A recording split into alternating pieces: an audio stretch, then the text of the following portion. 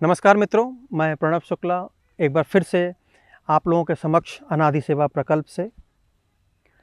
अभी हाल ही में हम लोगों ने कुछ घी के वीडियोस और कुछ और वीडियोस अपनी गौशाला की वीडियो हमने यूट्यूब में शेयर किया लोगों से।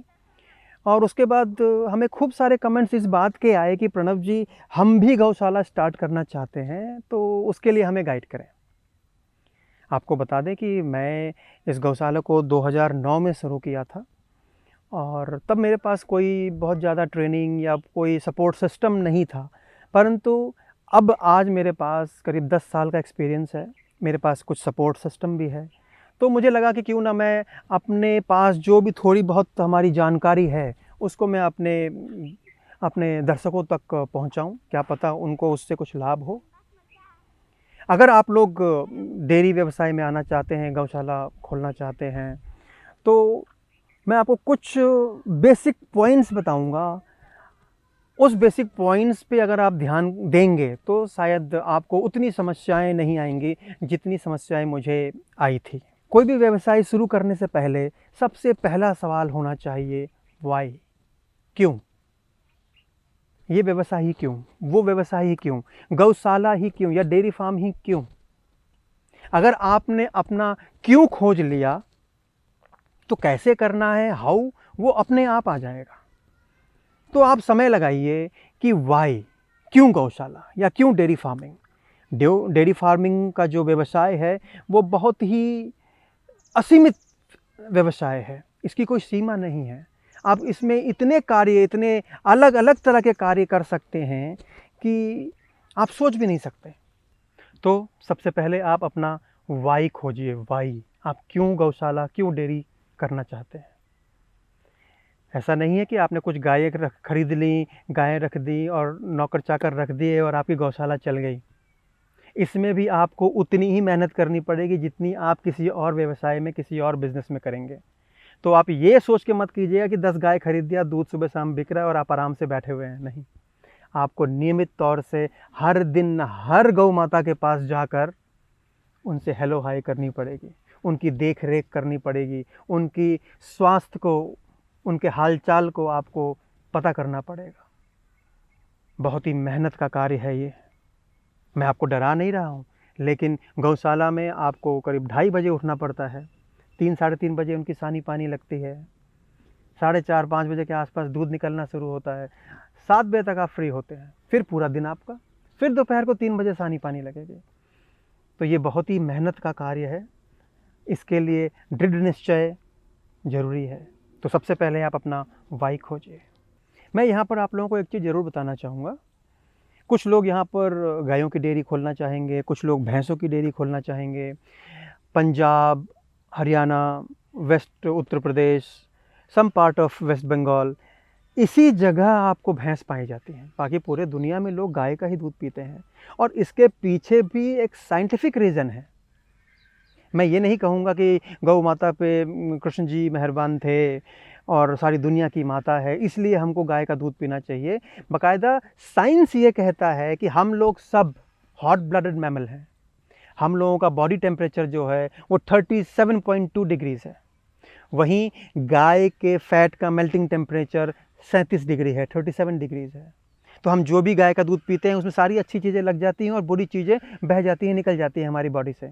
वहीं भैंस के फैट का मेल्टिंग टेम्परेचर 42 डिग्री है। या तो आप अपने शरीर को गर्म कीजिए, पहलवानी कर कर, कुश्ती कर कर, खेतों में काम कर कर, और अपने शरीर के टेम्परेचर को 42 डिग्री तक ले जाइए, तब जाके भैंस के फैट मेल्ट होंगे। अदरवाइज़ वो आपके नसों में जमते चले जाएंगे और एक दिन आपको एक बीमारी का घर बनाकर छोड़ देगा। तो इसीलिए मेरी तो यही राय है कि आप गौ सेवा कीजिए, गौ पालन कीजिए, और डेयरी खोलनी ही है तो गायों की डेयरी खोलिए। तो सबसे पहले आपका क्या था, वाई, कि आप क्यों क्यों करना चाहते हैं डेयरी फार्मिंग। अगर आपने अपनी वाई खोज ली है कि मैं इस वजह से करना चाहता हूँ, तो उसके बाद आता है ट्रेनिंग। आपको कोई भी कार्य करने से पहले कुछ ना कुछ ट्रेनिंग लेनी पड़ती है। कोई भी व्यवसाय शुरू करेंगे, आप कुछ ना कुछ किताबें पढ़ेंगे, कुछ ना कुछ जानकार लोगों के संपर्क में आएँगे और उनसे कुछ ना कुछ जानकारी हासिल करेंगे।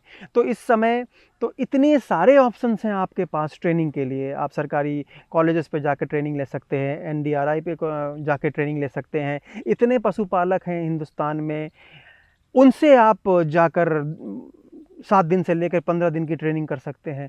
ट्रेनिंग इसलिए महत्वपूर्ण है कि आपको पता चले कि गाय क्या है, उनकी देख-रेख कैसी है, उनकी फ़ीड कैसी मैनेजमेंट करनी है, उनके जो मिल्क प्रोडक्शन है या जो प्रोडक्ट आप उनके सेल कर रहे हैं या रीसेल कर रहे हैं, उनका मैनेजमेंट कैसे होना है, ट्रैकिंग कैसे करेंगे। बहुत सारी चीज़ें हैं, बहुत बड़ी ये विज्ञान है। तो इसके बारे में कुछ बेसिक नॉलेज आपको ट्रेनिंग के माध्यम से ही मिलेगा। तो सबसे पहले अपना वाई खोजिए, क्यों खोजिए, और फिर आप देखिए कि आप कहाँ पर ट्रेनिंग के लिए जा सकते हैं। तीसरी बात जो बहुत महत्वपूर्ण है, जब आपने अपना वाई देख लिया, ट्रेनिंग कर ली, फिर आपने जो भी अपने बारे में सोचा है कि आप रॉ मिल्क सप्लाई करेंगे या उसका कुछ प्रोडक्ट बनाकर बाई प्रोडक्ट सप्लाई करेंगे, जो भी आपने सोचा है, उसके लिए आपको अपनी मार्केट तलाशनी है कि आपका प्रोडक्ट किस रूप में आप बेचेंगे और कहाँ बेचेंगे। जब तक आपके प्रोडक्ट का सेल और रीसेल की व्यवस्था ना हो, तब तक ये कार्य अधूरा है। आपने गाय खरीद ली, आपने शेड बना लिया, आपने ट्रेनिंग ले ली, आपने दूध निकाल लिया, आपने प्रोडक्ट बना लिया या रॉ मिल्क बना लिया, लेकिन उसको बेचने का ही आपके पास कोई साधन संसाधन नहीं इकट्ठा किया, तो आप फंस जाएंगे। तो जब आप अपना रिसर्च कर रहे हैं किसी भी चीज़ के लिए, तो पहले आप खोजिए कि क्यों कर रहे हैं। दूसरी, आप ट्रेनिंग लीजिए, उसमें आपको बहुत सारी चीज़ें बताई जाएंगी। उसके बाद आप सोचिए कि हमारा जो भी प्रोडक्ट बनेगा, चाहे वो रॉ मिल्क हो, चाहे वो घी हो, पनीर हो, छाछ हो या बाकी और बाई प्रोडक्ट्स के रूप में हो, उनको कहाँ बेचेंगे, किस रेट में बेचेंगे। एक चीज़ मैं आपको बताना चाहूँगा, आज के इस दौर में और पोस्ट कोविड जो सिचुएशंस चल रही हैं, लोग अच्छा खाने को तत्पर हैं।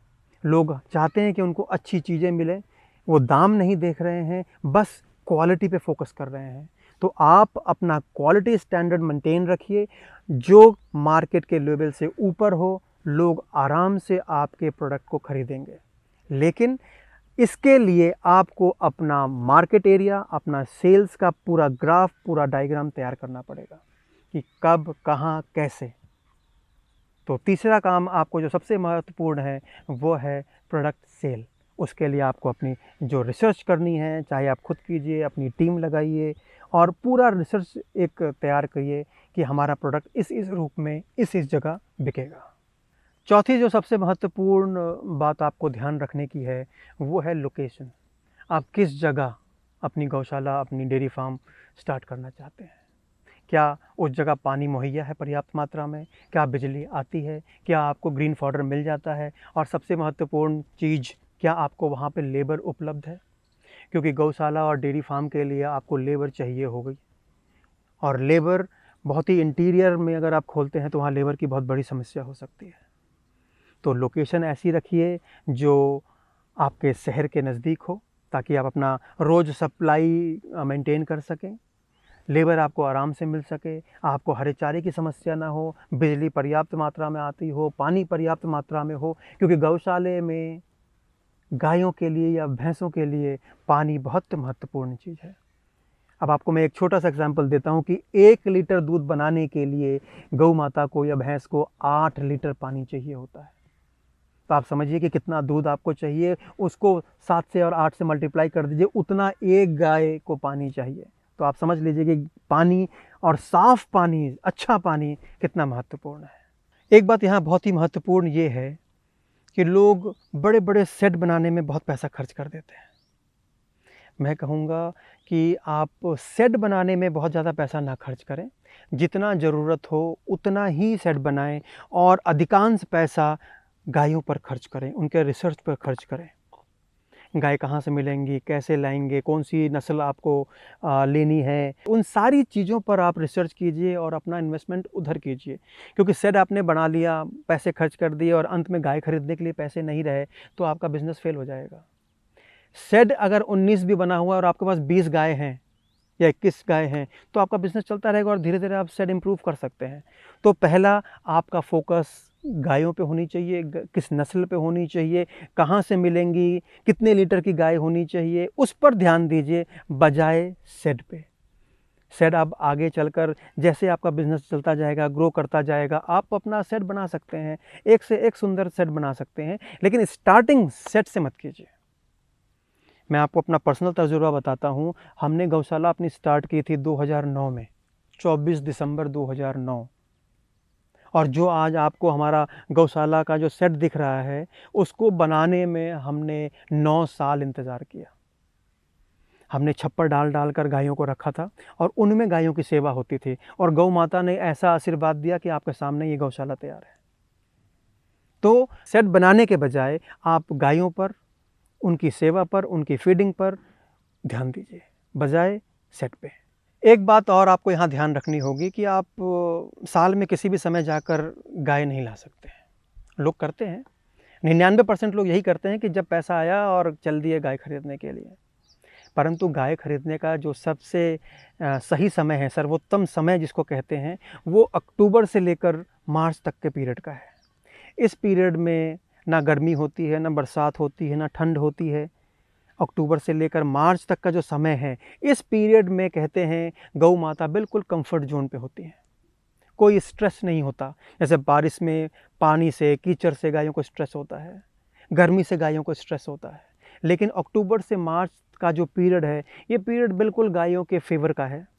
इस समय गायें स्ट्रेस फ्री रहती हैं, रिलैक्स्ड रहती हैं और अपना सर्वोत्तम देती हैं। अगर आप गर्मी के समय पे गाय लेके आते हैं तो उनका मिल्क प्रोडक्शन पूरा नहीं हो पाता है, क्योंकि वो स्ट्रेस में है। अगर आप लोगों को डेयरी फार्म स्टार्ट ही करनी है तो ऐसा टाइम फ्रेम चुनिए जो अक्टूबर से मार्च तक का हो, जिसमें गाय स्ट्रेस फ्री, रिलैक्स्ड रहती हैं, आपको अपना 100% देंगी।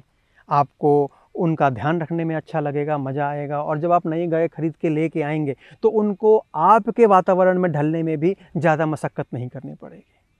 ये जो मैंने सारी चीज़ें गिनाई हैं कि वाई, ट्रेनिंग, सेल्स, लोकेशन, जो भी चीज़ें, वो फाइनेंस के बगैर ज़ीरो है।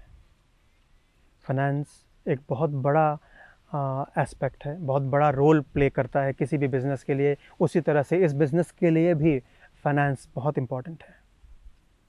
आपको ये देखना है कि आपका बजट कितना है, किस बजट तक के आप गाय लेके आएंगे, क्या लोकेशन होगा, क्या शेड होगा, क्या उनका फॉडर मैनेजमेंट होगा। ये सारी चीज़ें फाइनेंस के बगैर नहीं हो सकती। तो जिस तरह से बाकी चीज़ें इम्पॉर्टेंट हैं, फाइनेंस भी उतना ही इम्पॉर्टेंट है। किसी भी बिज़नेस के लिए फाइनेंस उतना ही इम्पॉर्टेंट है, चाहे वो बैंक लोन के रूप में हो, चाहे नाबार्ड के थ्रू मिलता हो, चाहे कोई लोकल फाइनेंसेस हो, लेकिन फाइनेंस आपको चाहिए इस बिज़नेस को स्टार्ट करने के लिए। और ऐसा नहीं है कि गाय वो समय चला गया कि 5,000, 8,000, 10,000 में गाय मिलती थी। अगर आप अच्छी नस्ल की अच्छी गाय लेना चाहते हैं तो आप समझ लीजिए कि 70,000, 80,000 और उससे ऊपर की रेंज है गायों की। तो फाइनेंस का पहले इंतज़ाम कीजिए, उसको प्रॉपर्ली एलोकेट कीजिए कि इस एरिया में इतना, इस एरिया में इतना, और फिर अपने उस ड्राफ्ट के, उस जो प्लान किया हुआ है आपने, उसके हिसाब से आप आगे बढ़िए। इसलिए आप बिज़नेस मत कर लीजिए कि कहीं से गवर्नमेंट की कोई सब्सिडी मिल रही है, कोई बैंक सब्सिडी दे रही है, नाबार्ड सब्सिडी दे रही है। सब्सिडी की वजह से बिज़नेस, चाहे वो गौशाला हो या चाहे कोई और बिज़नेस हो, कभी मत कीजिएगा।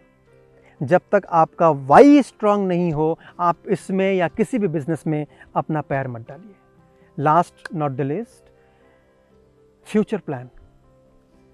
आपने गौशाला बना ली, गाय आ गई, दूध निकल रहा है, उनका प्रोडक्ट, बाई प्रोडक्ट सब आप बना रहे हैं, इसके बाद क्या? तो जब आपने वाई खोजा और प्लानिंग स्टार्ट की, तो फ्यूचर प्लान भी होना चाहिए कि इतने समय तक हम केवल दूध बेचेंगे, इसके बाद हम अपने प्रोडक्ट्स लॉन्च करेंगे, हम घी में जाएंगे, मिठाइयों में जाएंगे, एन नंबर ऑफ प्रोडक्ट्स आप कर सकते हैं। तो आपको फ्यूचर प्लान उसी समय प्लान कर लेना चाहिए। एक समयबद्ध तरीके से आपको काम करना पड़ेगा और उस प्लान को बिल्कुल फॉलो कीजिए, और देखिए एक समय ऐसा आएगा कि आपकी गौशाला बहुत बढ़िया तरीके से बढ़ने लगेगी।